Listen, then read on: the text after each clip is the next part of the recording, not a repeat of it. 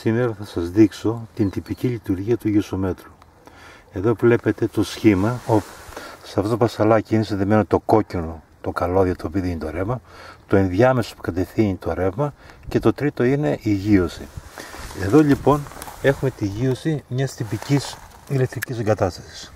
Συνδέουμε λοιπόν το πράσινο το ηλεκτρόδιο σε απόσταση 5 μέτρων, όπως λένε οι οδηγίες. Σε απόσταση 5 μέτρων, όπως λένε οι οδηγίες, έχουμε το ένα πασαλάκι που είναι το ενδιάμεσο, αυτό δηλαδή που κατευθύνει το ρεύμα προς τη γείωση,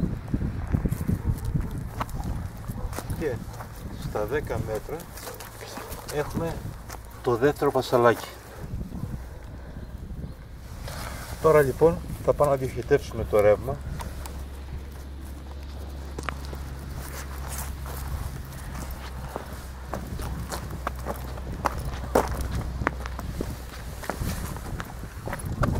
Ανοίγουμε τη συσκευή, τη βάζουμε στα 200 ohm και πατάμε το κουμπί test. Βλέπουμε λοιπόν ότι μας δείχνει ότι έχουμε 1,7 ohm αντίσταση, άρα πάνω από ο ηλεκτρολόγος που έκανε αυτή την εγκατάσταση δούλεψε πάρα πολύ καλά. Τώρα, εάν κάνουμε αλλαγή, δηλαδή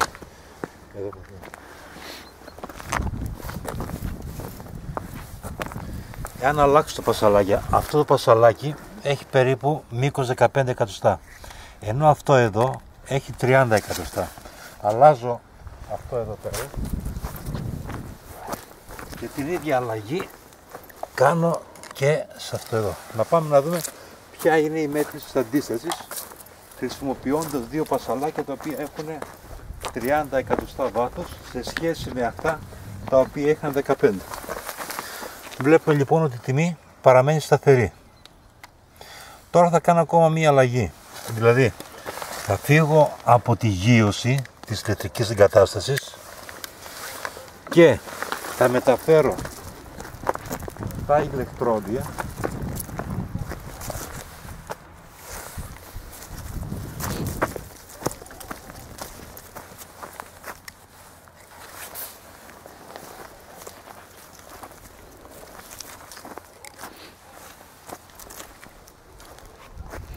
ώστε μακριά από τη γείωση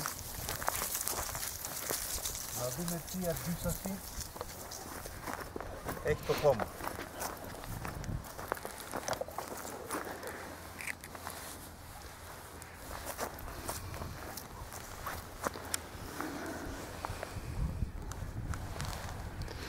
Βλέπουμε λοιπόν ότι όταν απομακρυνθούμε από τη γείωση το χώμα έχει μια αντίσταση 250 ohm.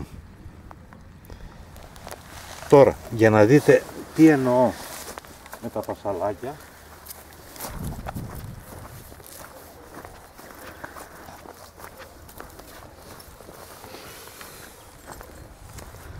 αυτό εδώ είναι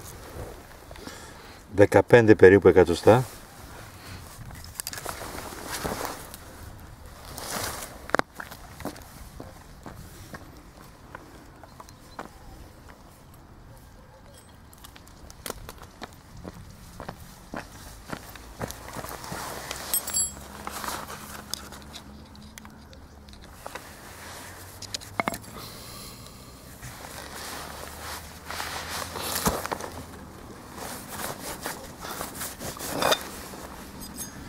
Ενώ αυτό εδώ είναι σχεδόν μισό μέτρο και είδατε πως ζορίστηκα να βγάλω αυτό που είναι μισό μέτρο σε σχέση με αυτό που ήταν 15 εκατοστά.